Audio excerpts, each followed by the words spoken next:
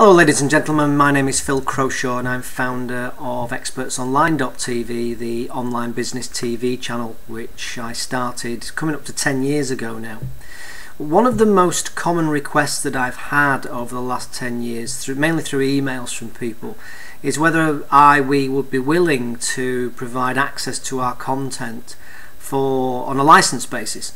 In fact, I can tell you we've had 132 emails over the last few years from people around the world who've been requesting access on a license basis to our content.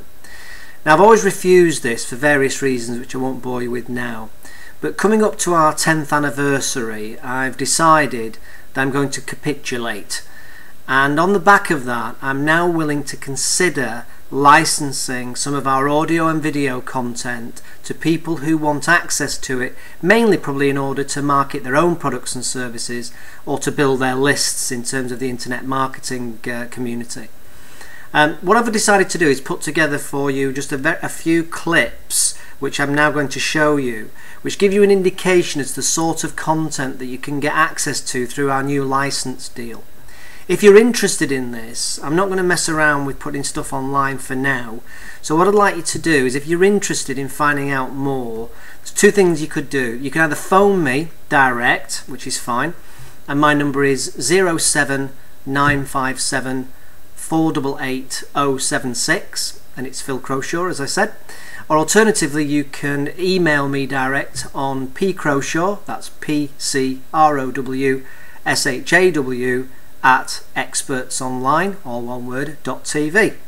And if you send me through your request, I can then pick up with you and have a chat with you about the different possibilities of working together.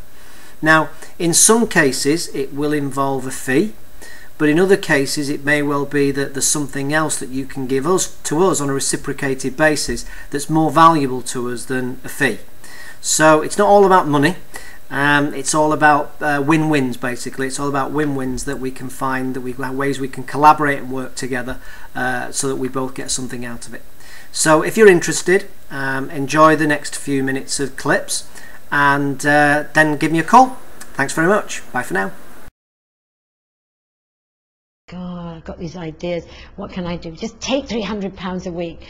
And if at the end of the Saturday I didn't take £300 a week, I remember I had these log baskets in the Body Shop, and I put all the products in them and I just knocked on doors and tried to sell them because I was obsessed with the £300 a week. Then a decade plus later, it was really defining it as being, hey, how can I be the bravest? Oh, that's the sort of question I ask people. Well, I suppose it means two different things. A bit of it is being professionally successful. I mean, I used to start off by working for Shell, and success there meant moving up the ladder until I realized that was a rather pointless exercise, since I wasn't ever going to get to the top, so it would end in failure, in a sense. Well, first of all, I think that making £1 million isn't difficult at all. I think making £5 million is difficult, but making £1 million isn't that difficult. I think pretty much anybody's got the capability of doing it. I think you've got to be desperate, though. You know, and that you've got to just sacrifice everything, literally, I would say, and be prepared to do whatever it takes, and obsessed with getting it done and all of that. And if you've got that kind of desperation, so you need to kind of put yourself right on the line. I suppose I equate success very strongly with survival, and I suppose not having to worry about paying my bills and taking away an insecurity. And I suppose I hark back to being a child and actively, you know, seeing my father worrying about paying bills, really worrying. We all worry about paying bills, but when I think back to those days in the 60s, they actually were in situations where they couldn't pay their bills, and I think that is often the spur and the motivation, depending on your background. I certainly know for me that my father was an incredibly hard-working man. It's never going to be rocket science. It's basically, you know, what do they need and what's the best way of getting it. I suppose, I mean, as a kid I've only ever had one hero, and that was a guy called Johnny Haynes, who played for Fulham. who's the greatest passer of the ball I've probably seen almost to this day, when you think of the size of how heavy the balls used to get as well in those days. But I see my business as providing opportunities for other people to get those goals, and you find the most effective way of breaking down the defence. You definitely need to find somebody with the skills to help you learn them. I surround myself now, and I've been in the business 33 years, but I surround myself with experts, and that is how I can deliver the right information about diet, the right information about exercise. I can speak in high places having checked what I'm proposing to say. I mean, even the Prime Minister has everything looked at what he's proposing to say.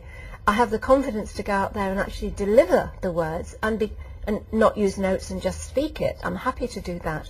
But I know that I've got my facts straight from the experts. I think that the experience of life in football is probably 70% why I'm successful. I chose to not just stay with one club in the end, but to go to several clubs, different countries in the end, all divisions, and come across numerous different styles of managing and coaching throughout my time. Then having the unpleasantness of being sacked and having to go down to the likes of Limerick, while I would never want it to happen to myself again, in the end it's another learning curve and another learning experience that enhances yourself to do the job, I think. I think that the biggest thing that stops people achieving it is the word apathy. People sort of think, well, that's for somebody else to do. But often those people who actually do have the dream and want to follow it, what often happens is that what I call a wall of fear comes up in front of them and begins to block out their dream. There was a woman called Helen Keller. She was blind, great writer, author, poetic. And what she said was, face the sun and the shadows in your life fall behind you. For what you look at grows in your life, and what you hold on to becomes your life. And many people hold on to the wall of fear, all the reasons why they can't do something, rather than going over the other side of the fear, where the real life really is.